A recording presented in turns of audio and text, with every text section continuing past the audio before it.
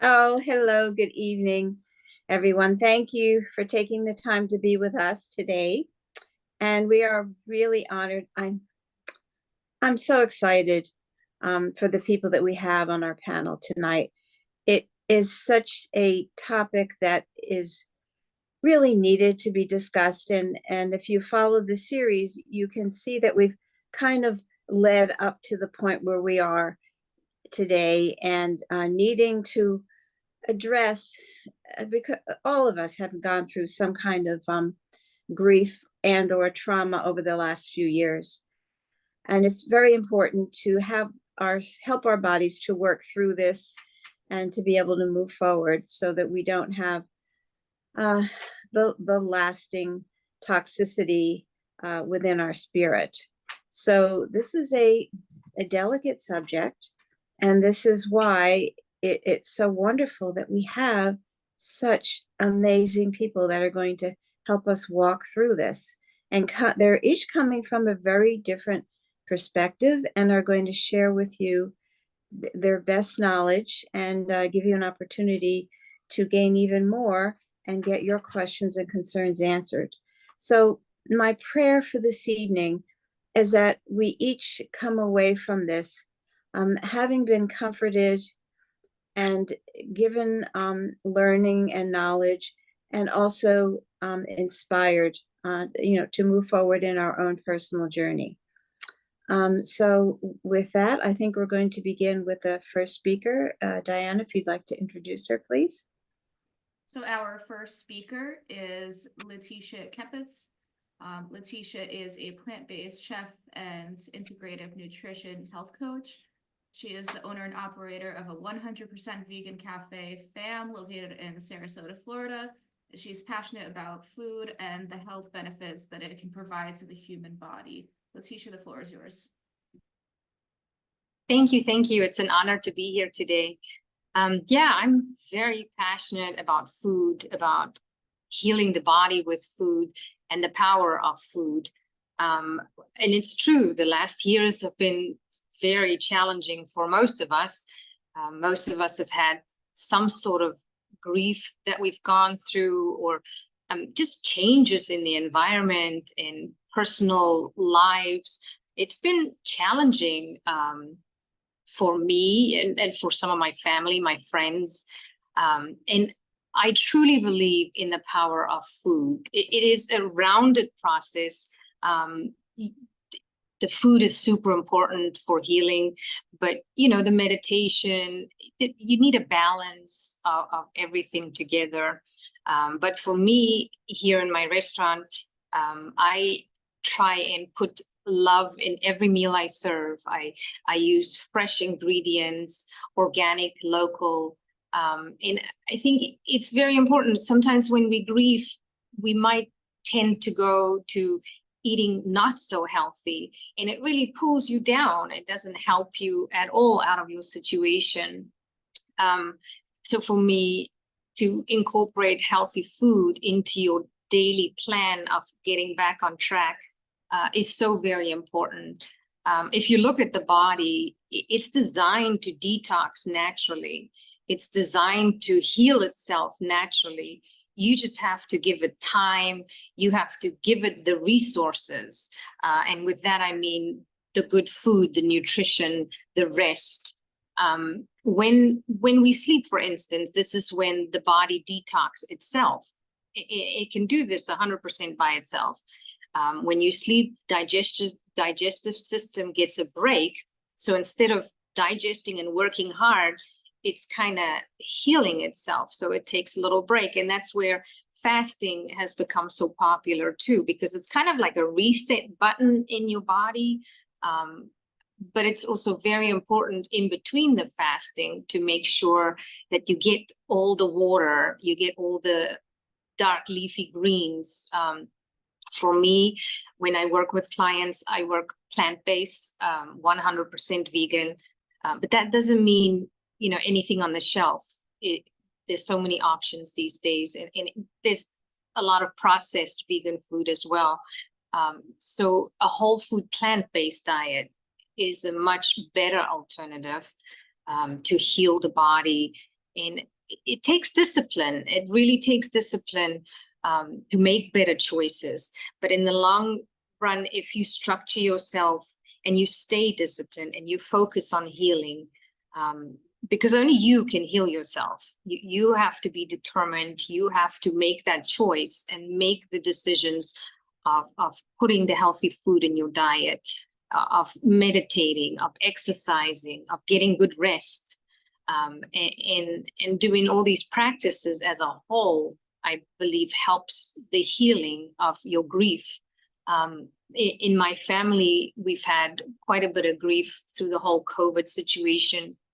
And I've seen how some members would choose maybe a more unhealthy path and go towards things that really breaks the body down rather than build the body and get you stronger.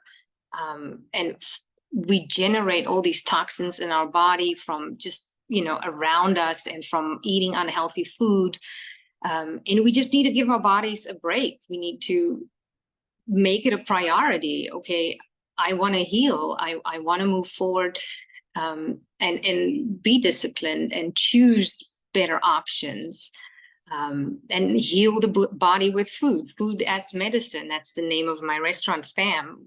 And this goes back many, many years in history, how the body can heal itself with food choices, just and how the body can detox, how we just need to focus on where our food comes from.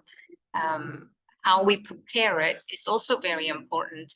The energy that you have in you is the energy that is in this food that you serve people, or that you serve your family or consume yourself.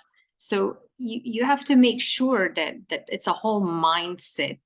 It's not just what's on your plate in the end of the day.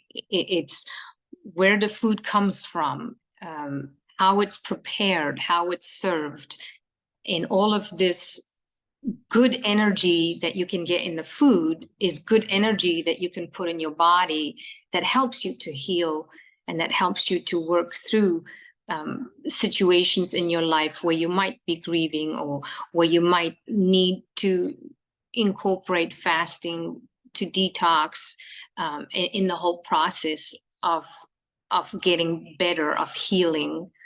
I'm very fortunate with my clientele. Everybody is excited to be here. Everybody is excited to be on this journey. And I'm very thankful to have met great people like Karin, who understands the concept of healing through food, and who wants to share this message with people. It's not necessarily the first thing that people would look at. You go grab a bowl of ice cream when you feel a little depressed, but you'll feel so much better if you get a better structure in your diet.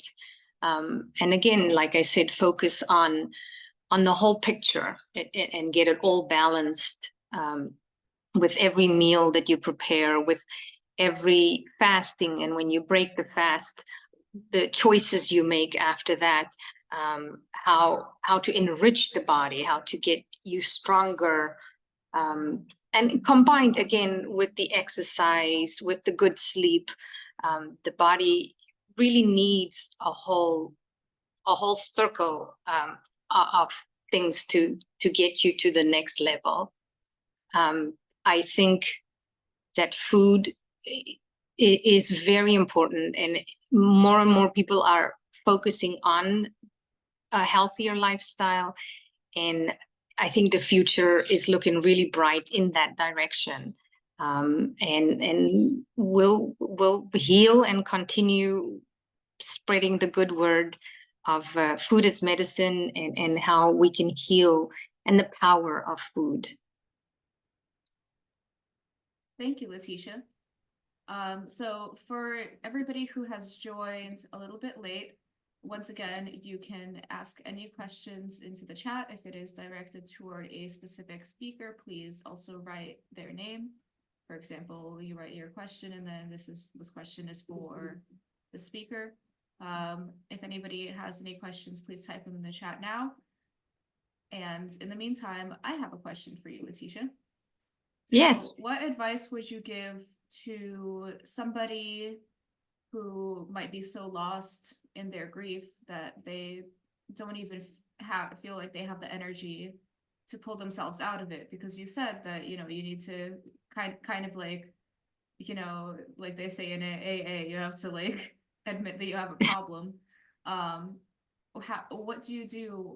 What advice would you give to somebody who's so lost in their grief that they can barely get out of bed, let alone decide to completely change up their diet? I know it's difficult, but it's like everything else. You have to take that first step. Um, join a group, join like a local food organization, talk to people, get help. It's okay to ask for help if you can't do it by yourself. We offer meal services here where I prep for people, and it's easy. You just get your meal. So on days where you just feel that you can't, get some help, get somebody to cook for you. There's a lot of meal prep services out there that's really advanced into the plant-based lifestyle and offering organic, healthy food. Um, it's very difficult to answer that question, because once a person is really in that situation where they don't even want to get out of bed, the lack of self-care becomes a problem. And at that point, you just need to get help and talk to people and build your tribe. If you can get yourself out of bed, go to the farmer's market, and just the brightness of the food, the colors, to me, that immediately changes my mood. And it's wonderful to eat the rainbow and to have that force inside of you. So that's a difficult question to answer, to get somebody out of bed to take that first step. But just, build a tribe, get your people to help you, and get somebody to cook for you, cook together. Thank you.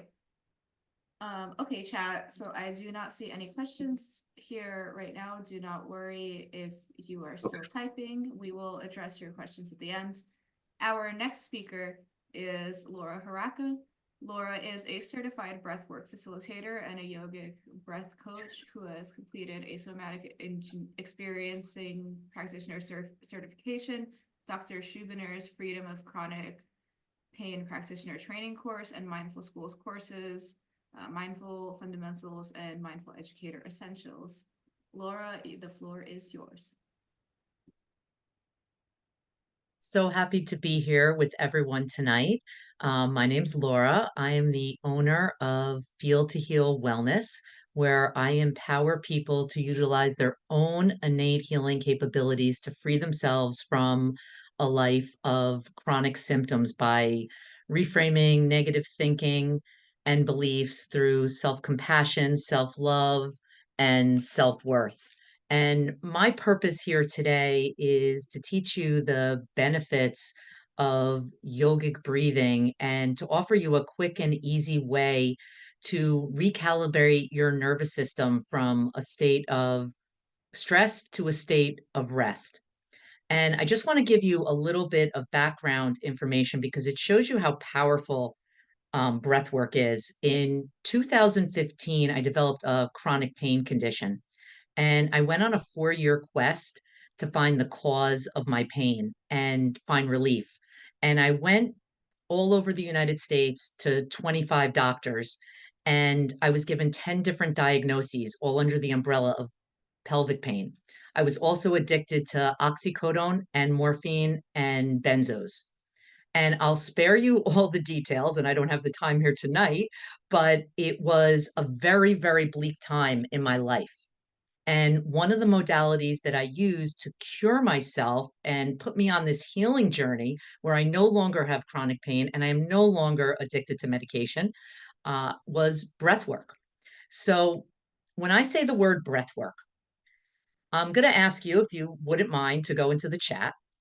And what's the first word that comes to mind when I say the word breath?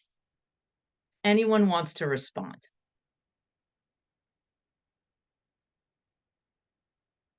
Don't be shy. Oh, box exercise. Yep, there's one kind. Anybody else? Life. Oh, I love that, because breath is life, right? So when I say the word breath, the word that comes to mind for me is anchor, because the breath has been always something that I count on. It's always something I anchor in my life. And the breath is something that happens automatically to us, right? We don't wake up in the morning and say, okay, time to breathe. We automatically are breathing already. We breathe when we're sleeping, but it's also something that we have control over in our life. So the breath that I'm going to show you today is in and out through your nose. And I'm just curious, and you could raise your hand, you can put it in the chat. How many of you breathe in and out of your mouth? Anybody? We have any mouth breathers here? Anybody? Or everyone's a nose breather? Oh, good. That's great. So when we breathe out of the nose, it triggers our parasympathetic nervous system, your rest, your digest, your calm part of your nervous system. And when we breathe out of our mouth, it triggers our sympathetic nervous system, which is our fight, our flight, our kind of ready, set, go. And when you breathe out of your nose, it can improve your sleep. It can humidify and purify the air. It removes germs and bacteria. It aids in digestion of food. It reduces stress. It balances mood and helps with energy and stamina. It increases mental focus. It reduces blood pressure and increases and improves circulation. It also diminishes pain. So doing this type of breath work stimulates what's called our vagus nerve. And our vagus nerve runs from your brainstem all the way down into your pelvis. And it branches out into all of our vital organs. And when we do this, we activate our parasympathetic nervous system. So what I'm going to do with you tonight is show you. Let's see if you're in your parasympathetic nervous system or your sympathetic nervous system. So if you could take your finger and just put it under your nose and gently exhale. And see if you can notice which nostril is more dominant or where there's more flow. Now, if you can't tell, take your finger and close off your right nostril and gently exhale through your left. And then the opposite side, closing off your left and gently through your right. And in the chat, I'm going to invite you to answer the question, which is more dominant, your right or your left? If anyone would like to. I see some rights. I see pointing to some rights. So if you said right, you're in your sympathetic nervous system, your fight, your flight, your ready, set, go. And if you said left, you're in your parasympathetic nervous system. Now, neither is bad. You need both nervous systems. If you step into traffic, you don't want to be like, oh, okay. You want to jump out of the way. You want your sympathetic nervous system to kick in, right? So we need both. So now what I'm going to do is ask you on a scale of 1 to 10 to just note where you are in your body right now. 1 being really calm, or 10 being really anxious and ready, set, go. So if you want to put it in the chat, what number you're at right now, 1 being really calm, 10 being really anxious. If anyone wants to share, and if you don't want to share, that's okay too. Okay, we have a big number there. 5. I can't even count that many zeros. So, and if not, just notice where you are right now. And what I'm going to teach you right now is something called the ocean breath. The ocean breath is a calming and balancing breath, and it's good for emotional regulation. And it's about consciously being aware of how you're breathing. And the good thing about this breath is you don't need to have a formal practice. You can do it anywhere, anytime, doing dishes. I can do it while everyone else is speaking. You can do it in secret. So it's called this because it makes the sound of the ocean. Now, did anyone ever fog up a mirror and write their initials in it? Anyone ever do that? Like I used to write LH, loves, whoever I was dating at the time. So what I'm going to ask you to do is put your hand in front of your mouth and pretend this hand is that mirror or that screen door that we used to write in. And I'm going to ask you to make the ha sound. So just breathing. And then I'm going to ask you to do it on the inhale as well as the exhale. So it's. So does everyone notice it's coming from the back of your throat? What you're doing is you're constricting your glottis, which is the space between your vocal cords. And you can hear that kind of ocean sound, Darth Vader kind of sound, right? So now what I'm going to invite you to do is put your hand down. And I am going to ask you to close your mouth because we only want to breathe out of our nose, right? So I want you to close your mouth and I want you to rest your tongue either comfortably in your mouth or it can go on the top of your mouth, the roof of your mouth, a little bit behind your two front teeth. And you're going to breathe in and out of your nose, putting your awareness on the back of your throat.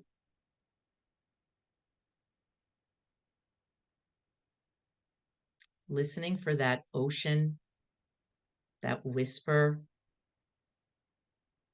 that Darth Vader type sound. And just do that for the next few breaths.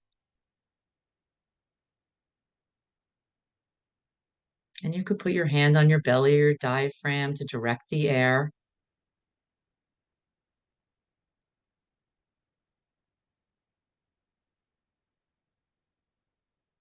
And when you're ready, just coming back to your normal breathing pattern and slowly opening your eyes.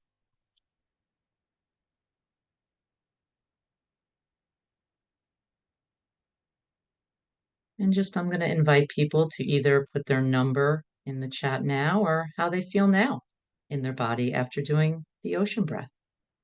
If anyone would like to share.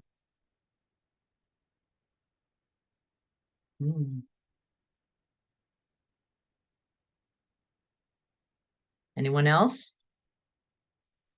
We have a shy group tonight. That's okay. I don't mind.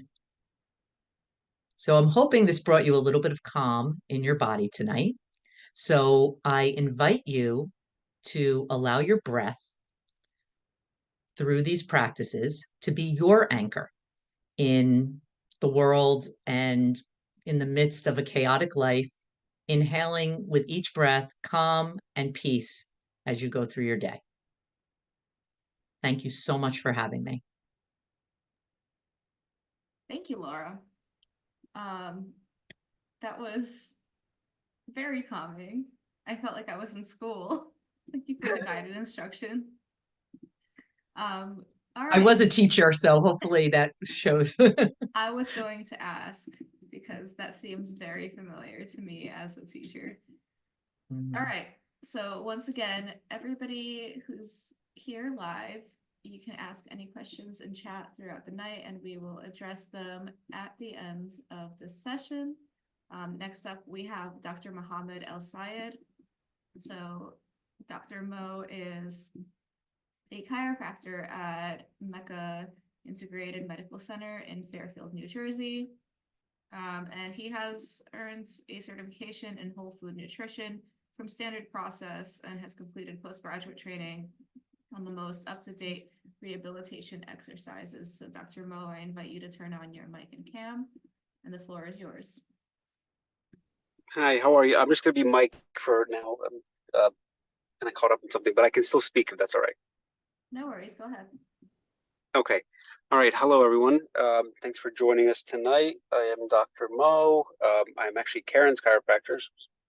Been one of my most loyal patients for years.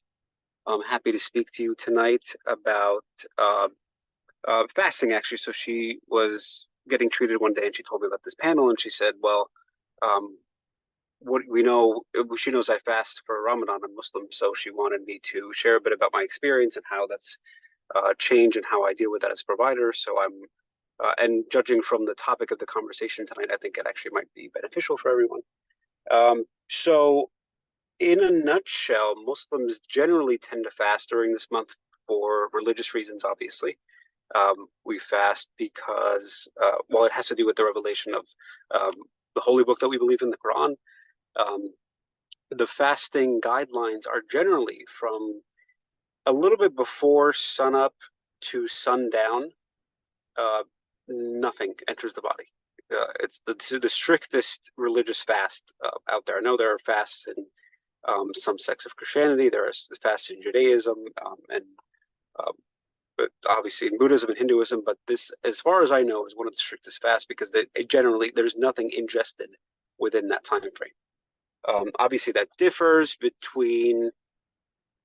It depends on the time of year, and it's also based on a lunar calendar. So when I was younger, I used to fast during the summers, and that was the longest time of fasting because that's the longest day that we have.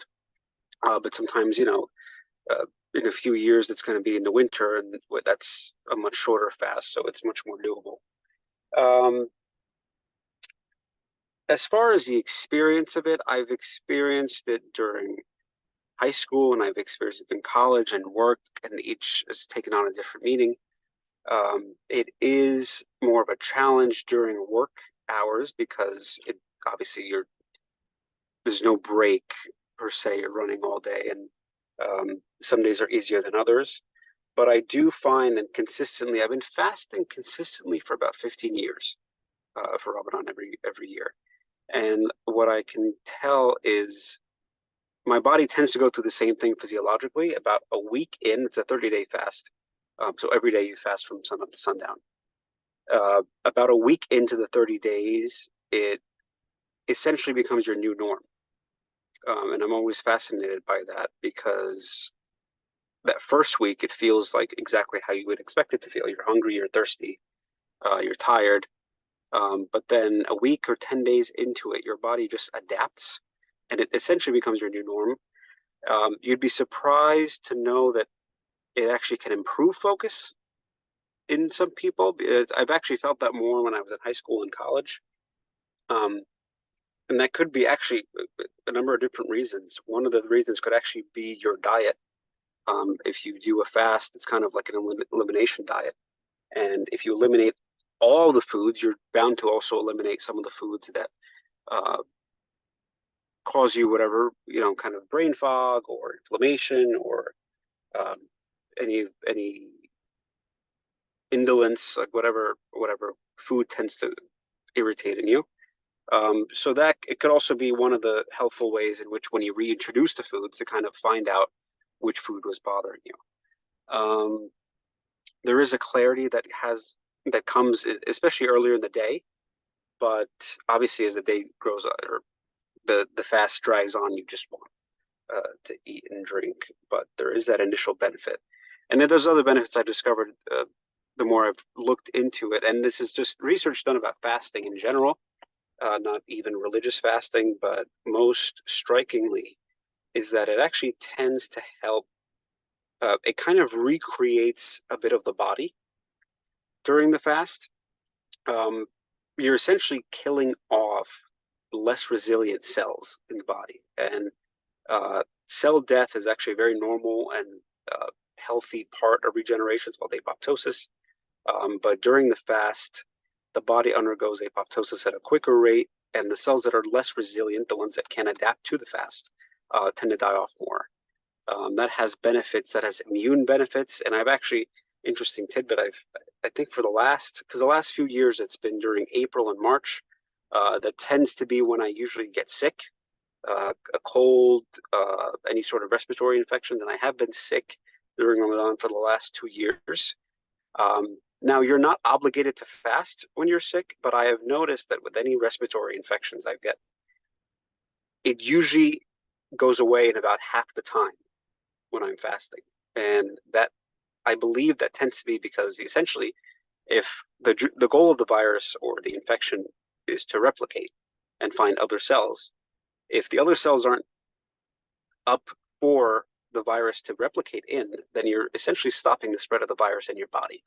And I found that to be the case. So if it takes me 4 or 5 days to get over a cold normally, within 2 or 3 days during the fast, the cold is out of my system.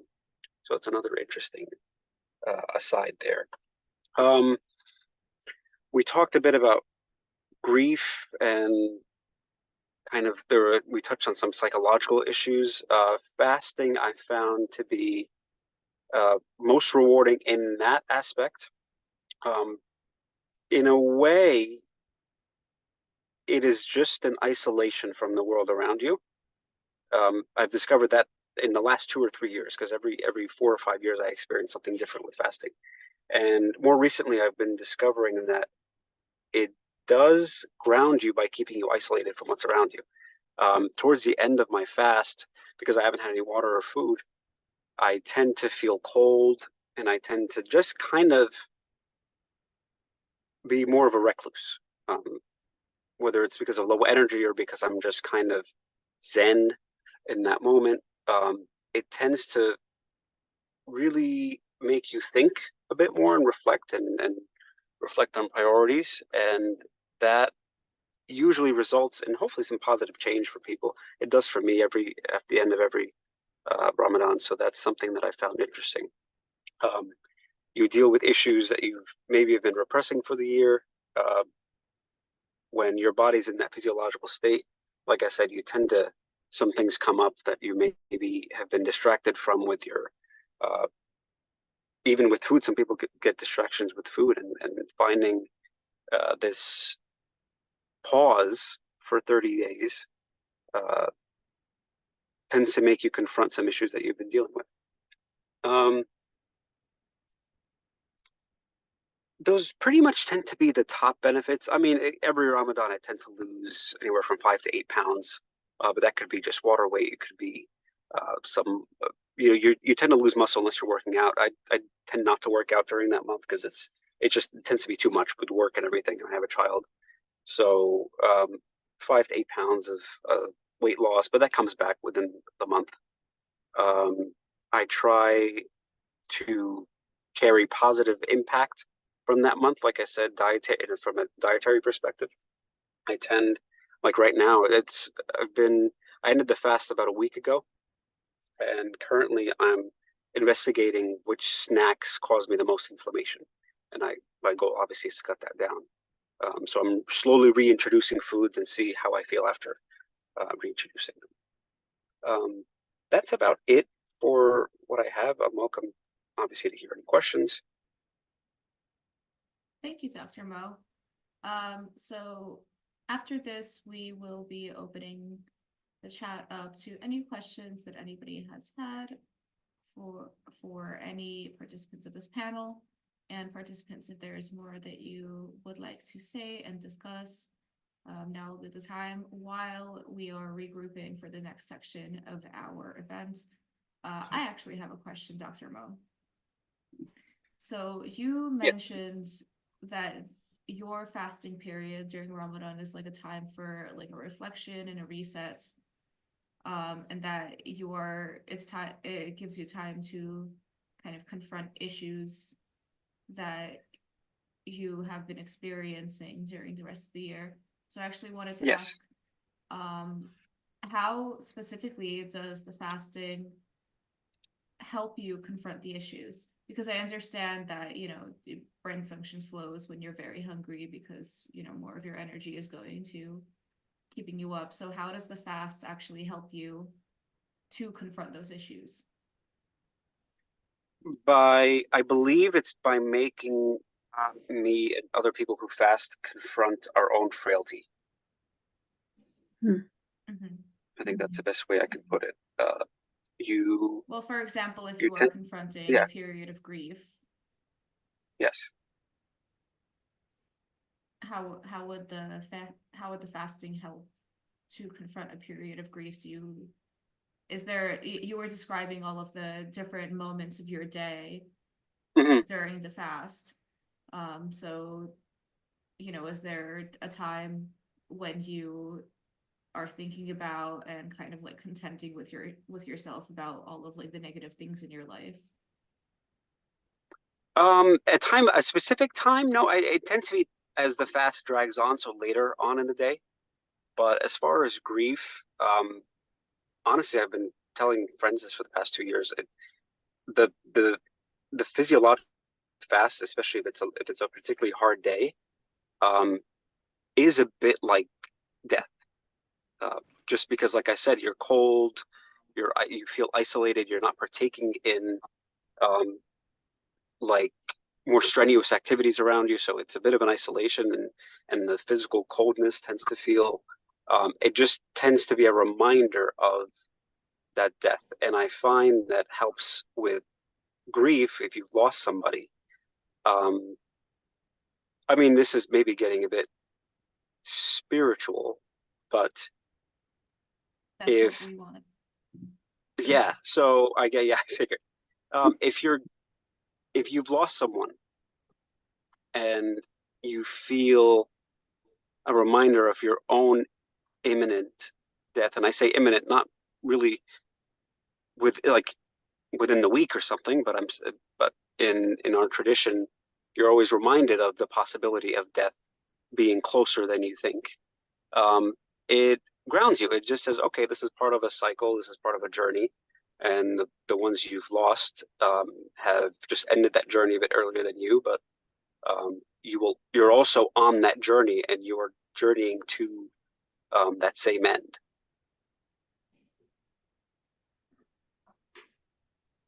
So another follow-up question, if you don't Yes. mind, and this also includes you, Laetitia.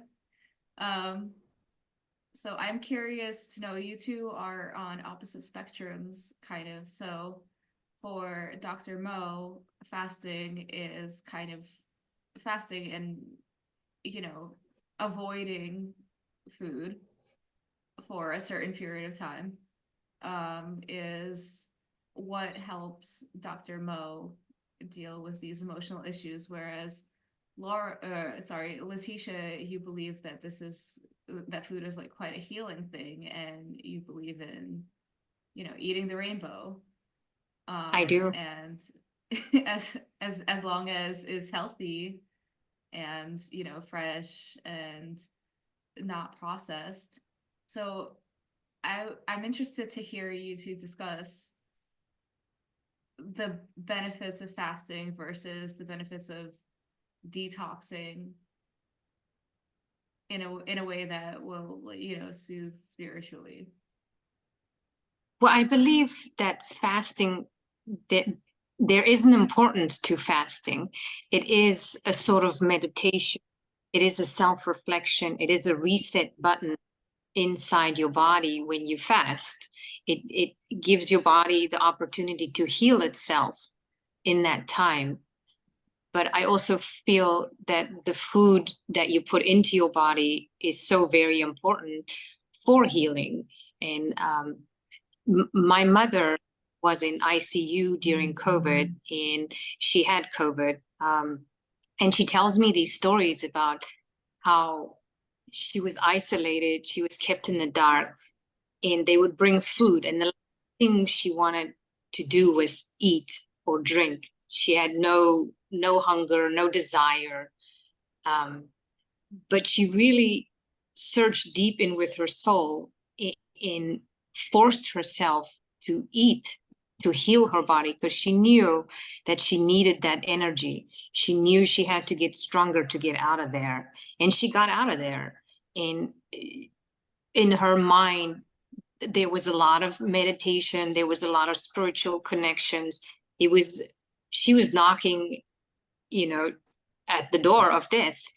But the food that she forced herself, just a little bit of green beans here, a little bit of this here, a little bit of that there, is what gave her the strength to get out of there. And that experience also showed her how important it is on what we put in our body. Moving on from there, she's made a lot of healthier choices to get her body to be stronger, to heal herself. So that was a phenomenal journey to watch and to see the outcome of, and a great learning experience for sure. So I do believe in fasting. I do believe that it is necessary. There's a definite spiritual connection there. It's very personal too. I believe the power of food, the power of fasting, the power of healing, detoxing. This is very personal. The body is, we are all bio-individual people, and what works for me isn't necessarily what works for the next person. But food is medicine, and you can heal the body with food and better choices. We are what we eat. We have all these little slogans that we hear all the time, but there's truth in all of those. And Dr. Mo? Yeah, so it's an interesting contrast. I do want to say though that it's not, well, first of all, fasting is definitely supposed to be a temporary state. I mean, we do have, if there's like, I guess, a supererogatory way you can fast is like a Monday and a Thursday, but that's rarely followed. The point of the fast is not to be a lifelong journey. It's supposed to be a reminder once a year, of things like your frailty, of things like an appreciation of food. It's not anti-food. I think it's actually quite the opposite if done correctly. Like I said, at the end of every month, I have an appreciation of what I'm supposed to be eating. And especially it happens that my diet in the few weeks before Ramadan always tends to be crappy because it's been a year and I've kind of lost that way. And the fast kind of reminds me, okay, well, I should stay away from these inflammatory foods. I should stay away from this. I should keep my body healthy, because you see it kind of on a small, on a manageable scale, wither away a bit in the month. So when you are done with the fast, you want to replenish it in the best way possible. Learn not to take it for granted. Two sides of the same coin. Thank you. Yeah. Yes. I think we're I in have agreement. one more question. Yeah, it's interesting how, worlds collide. I have one more Yeah. question, and this is for Laura. Okay, so it's interesting because for Laura, you're working with breath, right? So you can't, not breathe. You can't fast from breathing. So your work is kind of like a fasting and a detox all at once. Struggling to formulate this question.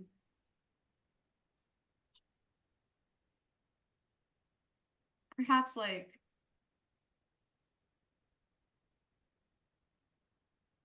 I don't know, how do you balance it? How do you, there's a thought swirling at the back of my head about like greed and breathing and detoxing yourself, but also like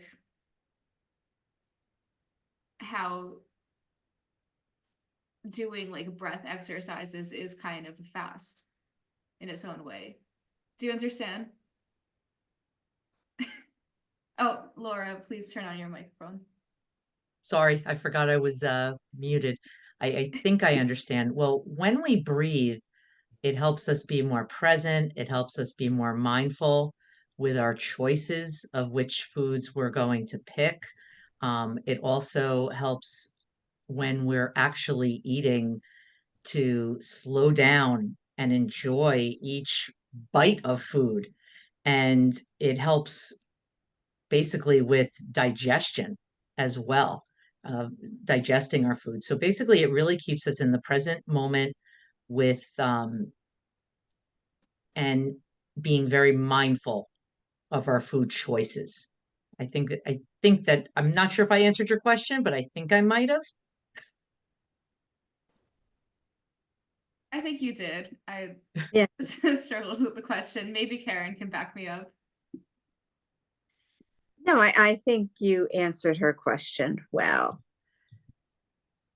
And it's been fascinating to see how everything dovetailed in one speaker into the next. And I'm delighted to have had you on this evening. I believe that we have accomplished what I had requested, and that was that we feel comforted and we have learned something new, and we also feel inspired.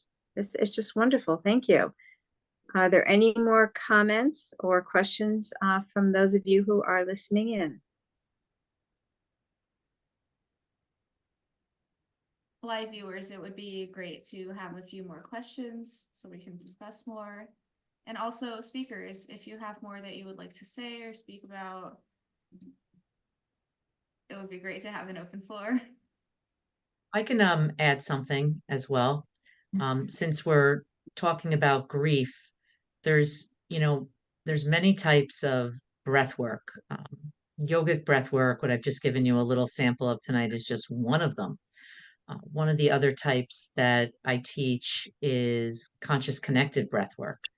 And when we're dealing with emotions, sometimes they get stuck in the body, and emotions are meant to be energy in motion. And when we do conscious connected breath work, which is a more transformational journey, very different than what I've showed you today, it actually can help release these stuck emotions through our body with the help of the breath. So it's just something I wanted to add. Good, thank you.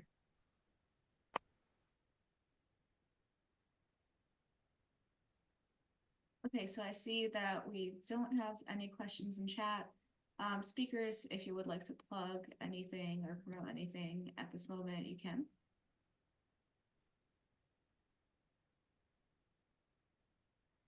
I could speak again. I'm having a free live webinar on April 29th at 7 p.m. Called Break Free from Pain, where I'm going to give people some education and information how to break free from chronic pain symptoms. And I'm also doing what I just mentioned before, a conscious connected breathwork session, which is an hour and 15-minute workshop that I'm running. And the theme this month happens to be love. So I usually pick a different theme every month. And I'm also doing a yogic breathwork class on May. It's a 4-part class, the 8th, the 15th, the 22nd, and 29th of May. It's an hour long each. If anyone is interested in learning more about the type of breath that I did today, and there's all different types of that. Okay, Thank great. you. Please make sure to email me that information so I can put it into the YouTube description. Anybody else? Okay, Karin, final words? Yes, I want to thank you all for being on here tonight, and everyone's contribution was beautifully done. And we are going to follow up with the same theme next month. I believe it will be the 14th or 15th of May, and it also will be on a Tuesday in the evening. So The 14th. wait, 14th, thank you. And you will be able to view this. The recording will be posted on my YouTube channel. And then Diana will send out a link so that you can access that as well. Thank you. Have a lovely rest of your evening. Thank you, so much, everyone. Have a good speakers. night. Thank you. Thank you. Good night. Good night.